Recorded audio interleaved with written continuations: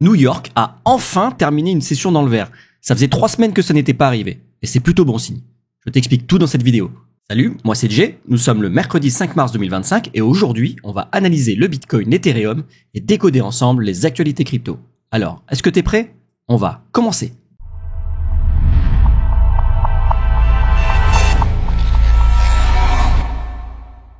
J'en profite pour te rappeler que si mes vidéos te sont utiles, dis-le moi en commentaire, lâche un like, abonne-toi et active la cloche pour ne rien rater des prochaines actualités crypto.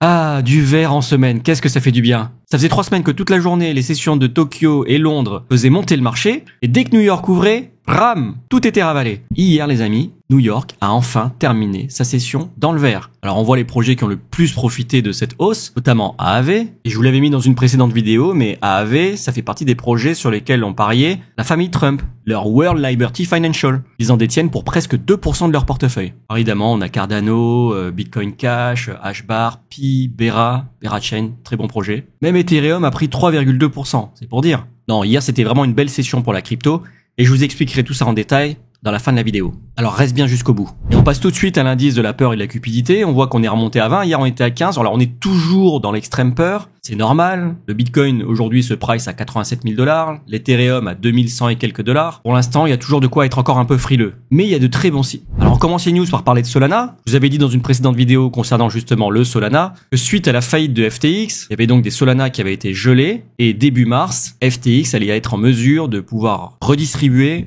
une grosse quantité de Solana aux détenteurs de l'époque. Et donc hier, FTX Alameda a débloqué 3 millions de Solana, donc l'équivalent de 431 millions de dollars, et les ont donc distribués aux précédents détenteurs de 2022. Et comme je vous l'expliquais dans cette vidéo, je vais vous mettre un petit lien en haut, eh bien, le fait qu'il y ait beaucoup de Solana qui arrivent comme ça sur le marché à un prix plus élevé qu'à l'époque où ils ont été gelés, ça crée forcément une pression baissière sur le marché. Et oui, les gens qui vont récupérer leur Solana seront tentés de vendre et de prendre leur profit. C'est normal. Ça explique pourquoi non seulement le prix du Solana a chuté de 57% sur les 40 derniers jours, mais également pourquoi on passe de 90 millions de dollars de frais sur la blockchain Solana par jour à seulement 8 millions la semaine dernière. Les revenus par frais de réseau ont donc été divisés par 10. Alors est-ce que Solana est mort ? Je ne pense pas, mais ça explique clairement cette grosse baisse qu'on a depuis 40 jours. Alors concernant la petite guéguerre commerciale qu'a lancée le président Trump, il tweet hier sur son réseau social: est-ce que quelqu'un peut expliquer au gouverneur du Canada, Justin Trudeau, que plus il ripostera face aux tarifs douaniers des États-Unis, plus nous les augmenterons de manière équivalente. En gros, il sort les biceps en disant: attention, si tu veux nous faire mal, on est bien plus costaud que toi. Et alors c'est marrant parce que la news suivante, c'est que selon Howard Lutnick, donc qui est le secrétaire au commerce des États-Unis, Donald Trump pourrait réduire les droits de douane sur le Canada et le Mexique, et une annonce de compromis pourrait être faite dès aujourd'hui.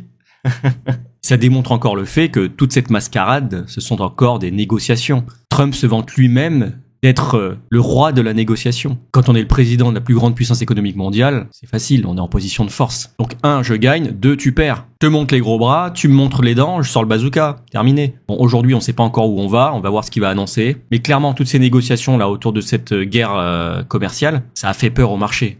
Évidemment. Comme je vous l'ai expliqué dans la vidéo d'hier, les marchés n'aiment pas l'incertitude. L'incertitude crée la peur fait donc baisser les prix. Alors, news suivante, la SEC qui abandonne ses poursuite contre Cumberland. Alors, je vais vous faire une petite liste de tous les procès abandonnés depuis l'investiture de Trump. Vous allez voir, c'est hallucinant. Alors, dans l'ordre d'importance, on a d'abord Coinbase, la plateforme d'échange de crypto, leader aux États-Unis, Binance, la plus grande plateforme d'échange de crypto au monde, Kraken, pareil, une autre plateforme de crypto basée aux États-Unis, la Tron Foundation avec son CEO Justin Sun, donc c'est le développeur de la blockchain Tron, et de son écosystème DeFi NFT. Ensuite, on a eu OpenSea, la plus grande place de marché pour les NFT, Robinhood, l'application de trading offrant aussi des crypto-monnaies, Consensus, la société spécialisée dans les infrastructures Ethereum, ce sont eux notamment qui ont créé MetaMask, le wallet, le hot wallet. Et là aujourd'hui Cumberland, donc un gros market maker en crypto-monnaie, ce sont ceux qui fournissent de la liquidité pour les exchanges. Et on avait vu il y a quelques jours Gemini, la plateforme d'échange crypto, c'est plutôt du lending, du prêt de crypto, fondé par les frères Winklevoss. Je vous rappelle, les frères Winklevoss, ce sont ceux qui s'étaient fait piquer l'idée de Facebook par Mark Zuckerberg. Là, clairement, en fait, on se dirige vers une politique pro-crypto à fond. La SEC abandonne tous ses procès. Tous les procès qu'avait initié Gary Gensler à l'époque. Alors ça, si c'est pas bullish, alors bullish, ça veut dire bonne nouvelle. J'ai vu dans la précédente vidéo que beaucoup avaient demandé un petit glossaire pour que je vous explique un petit peu les termes. Je vais le faire, promis, ce week-end, j'essaie de prendre le temps de vous faire un petit glossaire. Alors dans la vidéo d'hier, je vous annonçais que ce vendredi, donc demain 6 mars 2025, Trump réunirait un sommet à la Maison Blanche autour de la crypto-monnaie. Et alors, qui sera présent? Notamment le CEO de Coinbase, mais c'est pas tout. Il y aura également Michael Saylor. Michael Saylor, c'est le CEO de MicroStrategy, enfin de Strategy maintenant. C'est la société qui détient le plus de Bitcoin au monde. Ils en détiennent 500 000. C'est un des plus gros Bitcoin believers de l'écosystème crypto. Là, il pouvait pas inviter mieux que ça. Là, clairement, Trump, il est en train de réunir les Avengers pour le sommet de demain. Et Michael Saylor, c'est Thor. Alors, dernière news, c'est une petite infographie qui nous montre les grosses cryptos qui sont les gagnantes de la politique pro-crypto des États-Unis. Vous voyez ? Il y a donc en vert ceux qui ont des ETF en cours d'approbation, les projets qui ont été faits aux États-Unis, ceux dont Trump a parlé, et les projets blockchain qui vont donc être évoqués à la Maison Blanche. Et alors il y en a très peu qui réunissent tous les critères, il y en a que deux, c'est le Ripple et le Cardano. Alors évidemment, il y en a quand même qui sont très bien placés. Bitcoin, Ethereum, forcément, Avax, Link, Bonk, Litecoin, Hashbar, Trump et Melania. Bon, Trump et Melania... c'est fait aux États-Unis, il y a une demande de TF en cours. Bon, d'accord. Est-ce que ça veut dire que c'est bien? Ce sont des mêmes coins. Pareil pour le Bonk, pareil pour le Doge. Alors moi, les projets que je suivrai vraiment, alors évidemment, grande majorité de Bitcoin et d'Ethereum. Et puis après, là, dans cette petite liste-là, Phil, SUI, APT, NIR, Move, il y a de fortes chances, effectivement, que ça bouge. Tout pour les news, on passe tout de suite sur le calendrier économique. Comme je vous disais hier, je m'étais trompé, je vous avais annoncé les annonces d'aujourd'hui. Et donc là, j'en ai bien sur la bonne date. On a d'abord, en fin de journée, enfin du coup dans la nuit pour vous, à 3h du mat, un discours de Donald Trump. Ensuite, à 14h15, on a la création d'emplois non agricoles ADP. À 15h45, il y aura les PMI services. À 16h, il y aura l'indice PMI non manufacturier de l'ISM. Et à 16h30, les stocks de pétrole brut. Beaucoup d'annonces aujourd'hui. Vous avez des trades ouverts. Faites très attention, ça va swinger. Dans les inflow-outflow des ETF, hier, on a donc 143 millions de dollars qui sont sortis des ETF Bitcoin. Sur Ethereum, c'est 40 millions de dollars qui ont été achetés. Ils sont donc rentrés dans les ETF Ethereum. Et oui, hier, Ethereum est descendu sous les 2000 dollars, donc c'était vraiment une belle opportunité d'achat. Je vois que les investisseurs n'ont pas succombé dans la peur, n'ont pas capitulé et ont donc racheté. C'est une très bonne nouvelle. D'ailleurs, quand on regarde le petit graphique là, quand il y a une petite barre verte, ça veut dire que les gens ont acheté. Alors plus elle est grande, plus effectivement plus ils ont acheté. Et quand c'est une petite barre rouge, c'est que les gens ont vendu, évidemment. Et on regarde tout de suite la liquidation heatmap que j'ai mis donc sur 6 mois. On voit qu'effectivement il y a énormément de liquidités qu'on a laissées juste là. Et pourtant, cette fois-ci, je ne pense pas qu'on ira les chercher. C'est mon avis, je vous expliquerai pourquoi. Pas du garanti à 100% évidemment, mais j'ai quand même de bons indices qui me font penser que là, ça serait franchement le bottom, quoi. Alors évidemment, il y a aussi pas mal de liquidités à prendre au nord, mais c'est vrai que là, il y a quand même une belle poche là à aller récupérer. Vu le mouvement baissier, je pensais qu'on irait plus bas, plus rapidement. Je m'attendais clairement pas à un rebond aussi violent. Mais là, le fait que... Bon, je vous en parle d'analyse technique. Alors voilà, on se retrouve sur le Bitcoin en daily. Donc, je rappelle encore une fois, désolé pour ceux qui le regardent souvent, mais pour les nouveaux, il faut le rappeler. Donc, le daily, ça veut dire que chaque bougie représente une journée. Donc là, c'est la bougie du jour. On est mercredi 5 mars. Ça, c'est la bougie d'hier, mardi 4 mars. Et voilà, chaque bougie représente une journée. Pour vous situer, ici, le 6 novembre, c'était là. Les élections US étaient là. Ok ? Le Bitcoin valait alors 69 000 $. Alors, vous le savez, pour mon analyse technique, j'utilise beaucoup les ratios de Fibonacci.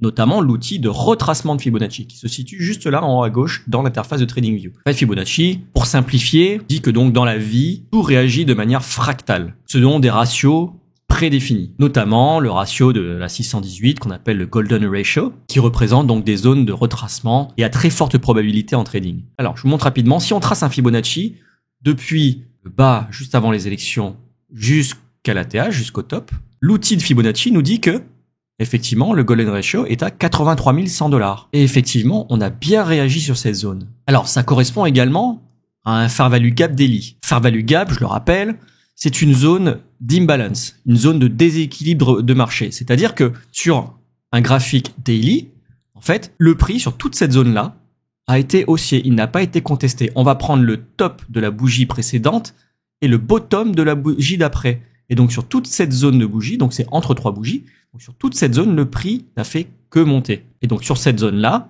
les acheteurs ont été plus forts que les vendeurs. Et on voit d'ailleurs que quand on est revenu tester ce prix, on a bien réagi. Et d'ailleurs, aucune de ces bougies n'a clôturé en dessous de cette zone-là, ce qui l'aurait potentiellement invalidé. Là, par exemple, vous voyez, vous avez cette zone de support. Une fois qu'elle est traversée, que les bougies ont clôturé en dessous, bon, elle ne fera plus office de support. Là, en l'occurrence, elle a tenu. C'est-à-dire que ici, toute la pression acheteuse qui était là, en fait, elle a été plus forte que les vendeurs. Les vendeurs sont arrivés, pendant un certain temps, ils ont été plus forts, mais les acheteurs ont repris le dessus et ont repoussé le prix à la hausse. Et donc, on n'a jamais clôturé en dessous de cette zone de support, de ce fair value gap daily. Donc, sur cette même zone, on a à la fois le ratio de Fibonacci, on a cette zone de support. On a vu tout à l'heure qu'il y avait une bonne partie des liquidités qui ont été consommées, je le remontre, vous voyez. Tout ça, ça a été absorbé pour donner justement de l'énergie à l'impulsion haussière derrière. Et alors vous me direz, mais oui, mais Jay, mais regarde, la bougie blanche là, elle a été complètement ravalée dès le lundi. Et oui, c'est vrai, mais où est-ce que le prix s'est arrêté? Je vais vous le montrer cette fois-ci, on va supprimer le Fibonacci que j'avais tracé sur cette zone-là, mais là, si on trace un Fibonacci sur cette zone-là, donc entre le plus bas de vendredi hop, et le plus haut de dimanche, le Fibonacci a réagi sur la 786. Alors, le Golden Ratio n'est pas une science exacte, ce n'est pas du 100%. En revanche, on vous dit que quand le marché est plus volatile, il y a des chances qu'on rebondisse plutôt sur la 786 que sur la 618. Et c'est ce qui s'est passé, puisque là, pourquoi le mouvement est aussi violent? Parce qu'il y avait une annonce de Trump. Donc la hausse a été catalysée par l'annonce de Trump au sujet de la réserve stratégique en crypto-monnaie. Ça a créé énormément de volatilité sur le marché. Dès le lundi, la session de New York a tout revendu et on a rebondi, donc puisqu'on était plus volatile, sur la 786. Et on n'a pas rebondi qu'un peu, on a rebondi jusqu'à 88 000 $. C'est pas rien. Et on a encore une fois clôturé au-dessus du fair value gap daily. Tout ça me laisse à penser qu'on a déjà été prendre les liquidités nécessaires ici. D'ailleurs, on a une belle mèche en marteau. Et là, on n'a pas eu besoin ni eu la force de descendre plus bas qu'on a été rejeté et qu'on est reparti à la hausse. Et alors, quand on retrace sur la 786, le mouvement d'après, généralement, encore plus fort, puisque ça marque une grande volatilité. Alors, quand on zoome en 4 heures, on voit qu'il y avait également sur cette même zone un fair value gap 4 heures. Donc, non seulement ici, en confluence, on avait la 786 de Fibonacci, mais en plus, le fair value gap 4 heures, donc qui n'a pas cédé. Ici, en fait, comme je vous expliquais, il y a eu une zone d'imbalance, une zone de déséquilibre, où les acheteurs avaient été plus forts que les vendeurs. Et donc, du coup, dans cette zone, les acheteurs présents à ces niveaux, niveau de 82 000 $, de nouveau repris le contrôle et sont repartis à la hausse. Clairement, dans mon hypothèse, le Bitcoin atteindra les 100 000 $ avant les 78 000. Je n'exclus pas, on sait jamais que le Bitcoin puisse redescendre, aller chercher les liquidités en dessous. Mais là, clairement, le mouvement qu'on est en train d'initier est clairement haussier. Alors sur Ethereum, c'est un peu différent, mais c'est aussi rassurant. Pourquoi? Parce que hier, on a été tâté le seuil psychologique des 2000 $. On est passé juste en dessous. Et comment ça a réagi? Ça a super bien réagi. On est remonté. Vous voyez? Ça a fait juste une mèche et on termine avec presque un marteau, quoi. On se retrouve aujourd'hui à 2200 $. On voit que le prix en daily, mais si on le met en 4 heures ou même en 1 heure, on voit que le prix est en train de faire un W et que le RSI est en train de diverger. C'est-à-dire qu'on fait des plus bas de plus en plus bas, mais que le RSI fait des plus bas de plus en plus haut. Vous voyez? On va le tracer. Hop. Là, on est en train de monter, alors que le prix est en train de descendre. Clairement, ça marque une divergence. On a pris le seuil psychologique, les liquidités juste en dessous des 2000 $. Et d'ailleurs, pourquoi ça rebondit juste ici? Parce que énormément de personnes étaient prêts psychologiquement à acheter l'Ethereum à 2000 $. Donc, ont mis des ordres d'achat ici. Tout comme énormément de personnes avaient mis des ordres de vente sur le Bitcoin à 100 000 $. C'était un seuil psychologique où les gens ont dit, non, 100 000 $, c'est là où je prends des profits. C'est un seuil psychologique.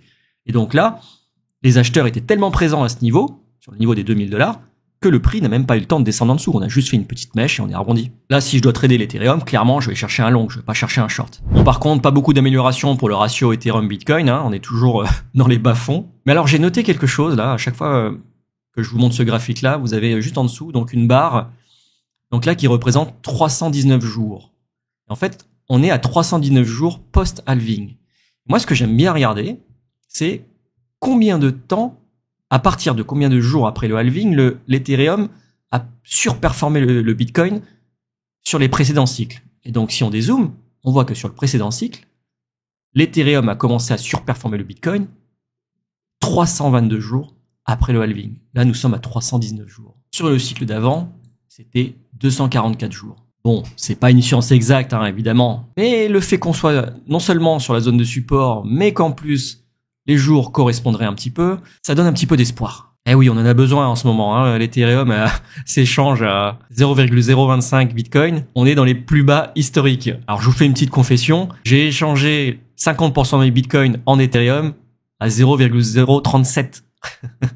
Donc là, pour l'instant, c'était pas une bonne affaire. J'ai fait l'erreur de penser, comme tout le monde, comme beaucoup de personnes, qu'avec les élections et la performance des altcoins post-élection, effectivement, Ethereum allait rapidement commencer à surperformer le Bitcoin.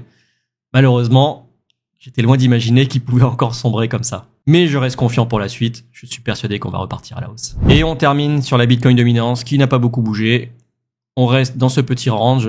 On n'a même pas du tout bougé. On fait 2 petits dojis depuis hier. Mais bon, clairement, je pense que à moins d'annonces spectaculaires, pour l'instant, on va pas trop bouger. Hein. On va voir ce que Trump nous réserve à son sommet crypto demain à la Maison Blanche. Et clairement, pour l'instant, les altcoins, bon, restez majoritairement sur les gros mastodontes Bitcoin, Ethereum, quoi. C'est le mieux pour éviter les risques. Alors évidemment, on fait moins de profits, mais on fait également moins de pertes. Et c'était tout pour aujourd'hui. Si cette vidéo t'a été utile, dis-le moi en commentaire, lâche un like, abonne-toi et active la cloche pour ne rien rater des prochaines actualités crypto. Allez, cheers!